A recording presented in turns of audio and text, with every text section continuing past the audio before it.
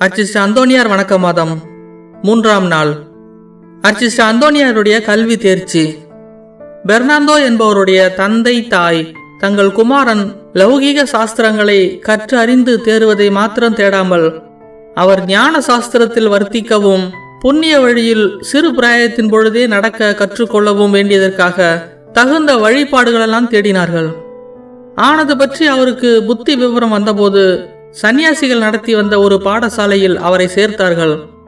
அங்கே அவர் சந்தடியான விளையாட்டுகளை நேசித்தவர் அல்ல, பிரயோஜனமற்ற வார்த்தைகளை சொன்னவர் அல்ல, லௌகீக காரியங்களை சட்டை பண்ணாது சர்வேஸ்வரனோடு ஒன்றித்திருக்கும் ஆத்துமத்தின் அடையாளமான மௌனத்தை வெகு பிரியமாய் நேசித்தார். பிறர் விஷயத்தில் அன்பாய் நடந்து வந்தாரே தவிர பிற சிநேகத்துக்கு விரோதமான யாதொன்றும் செய்தவர் அல்ல. தமது உபாத்தியார் மட்டில் வெகு வணக்க மரியாதையோடு நடந்து வந்தார். அந்த பிராயத்திலேயே அவருடைய இருதயம் தேவ சிநேகத்தால் பற்றி எரிந்து கொண்டிருந்தது. தமது கோவில்களில் நடக்கும் சடங்குகளை பார்த்து ஆனந்தம் கொள்வார். சிலுவையில் அறையுண்ட சேசுநாதர் அவர் ஆத்துமத்தை முழுவதும் தமது கைவசப்படுத்தியதால் பெர்னாந்தோ என்பவர் ஒரு சந்தி உபவாசத்தினாலும் இரகசியமாய் ஒருத்தல் முயற்சிகளை செய்வதாலும் தாம் பிறகு தெரிந்து கொள்ளப் போகும் சந்நியாச அந்தியஸ்தை அப்போதே ஆரம்பித்தார். அவருடைய சிறு பிராயத்தில் ஜன்ம சத்ருதியான சாத்தான் அவரை தந்திரம் செய்ய தொடங்கிற்று. ஆனதால் தமக்கிருந்த ஓய்வு நேரத்தை ஜபத்திலும் தியானத்திலும் மற்ற ஞான முயற்சிகளிலும் அர்ச்சிஸ்டர் அவர் செலவழிப்பார். விசேஷமாய் பூசைக்கு உதவி செய்வதில் வெகு பிரியம் கொள்ளுவார். அவரை பற்றி சொல்லப்பட்டிருப்பதென்னவெனில், ஒரு நாள் அவர் பீடத்தின் படிகள் ஓரமாய் முழங்கால் மேனி நின்று பக்தியோடு ஜபம் செய்து கொண்டிருந்த போது பசாசு மனித ரூபமாய் தோன்றி அவரை தந்திரம் செய்தது. தந்திரங்களை ஜெயிக்கிறதுக்கு பழகி இருந்த அவர் உடனே படிக்கல்லின் மேல் தமது விரலால் சிலுவை அடையாளம் வரையவே பசாசு ஓட்டம் பிடித்தது. அவர் கல்லின் மேல் தமது விரலால் வரைந்த சிலுவை அடையாளம் கல்லில் பதிந்த பிரகாரம் இந்நாள் வரைக்கும் அதை அந்த கோயிலில் காணலாம்.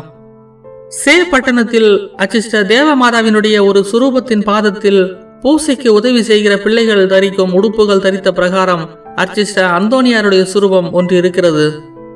இப்போது சொல்லப்பட்டவைகளை கொண்டு நாம் அறிய வேண்டியது என்னவெனில், உலக கல்வி சாஸ்திரங்களை எல்லாம் கற்றறிந்து பேர் போன சாஸ்திரி என்று பேர் எடுப்பதை விட புண்ணிய மார்க்கத்தை கற்றறிந்து அதன் பிரகாரம் நடப்பது மிகவும் அவசரமான காரியம் அல்லவோ? தம்மை அறிந்து சிநேகித்து சேவிக்கிறதுக்கும் அதனால் மோட்சத்தை அடைகிறதுக்கும் அல்லவோ சுவாமி நம்ம எல்லாரையும் சிருஷ்டித்து இவ்வுலகத்தில் வைத்திருக்கிறார். சிறுவர்கள் இருதயத்தில் சர்வேஸ்வரன் உண்டென்கின்ற விசுவாசத்தை பதிய வைத்து சுவிசேஷக பரிசுத்த போதனைகளை கற்பித்து நீர் குமிழி போல கடந்தொழிந்து போகும் இஜ்ஜீவியத்தில் உலகம், பசாசு, சரீரம் என்னும் சத்துருக்களால் உண்டாகும் தரித்திரங்களை வெல்ல விசுவாசம், நம்பிக்கை, தேவ சிநேகம் என்னும் புண்ணியங்களை ஸ்திரப்படுத்துவதில்தான் ஜீவியம் அடங்கி இருக்கின்றது. சாஸ்திரங்களை கற்றறியாமல் போனால் என்ன?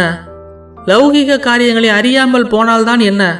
அவைகளெல்லாம் அறிந்திருப்பது நலமாயினும் பரலோக சாஸ்திரம் என்கின்ற ஆத்துமா ரட்சணியம் அடையும் வகையை அறிந்திருப்பதே அதிலும் மேன்மையும் அத்தியாவசியமா இருக்கிறது என்பதற்கு சந்தேகமில்லை. இது விஷயத்தில் சிறு குழந்தையான அர்ச்சிஸ்டர் அந்தோனியார் எவ்வளவோ அதிசயிக்கத்தக்க விதமாய் நடந்து கொண்டார். அவரிடத்தில் விளங்கின பரிசுத்தனமும் கீழ்ப்படிதலும் தன் கடமைகளை நிறைவேற்றுகிறதில் சுறுசுறுப்பும் மற்றும் உண்டான நற்குணங்களும் எப்பேற்பட்டவைகள் என்று கண்டுகொள்ள கடவோம்.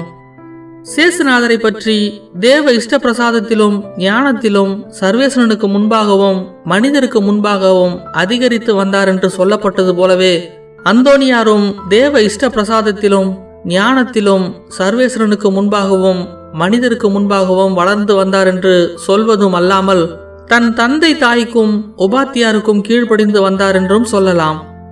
அவர் செய்து வந்த வண்ணமே நீங்களும் சிறு பிராயமுள்ளவர்களே சகல காரியங்களிலும் செய்து வருவீர்களாகில் அர்ச்சிஸ்டர் அந்தோனியாருடைய அனுக்கிரகத்தை தப்பாமல் அடைவீர்கள்.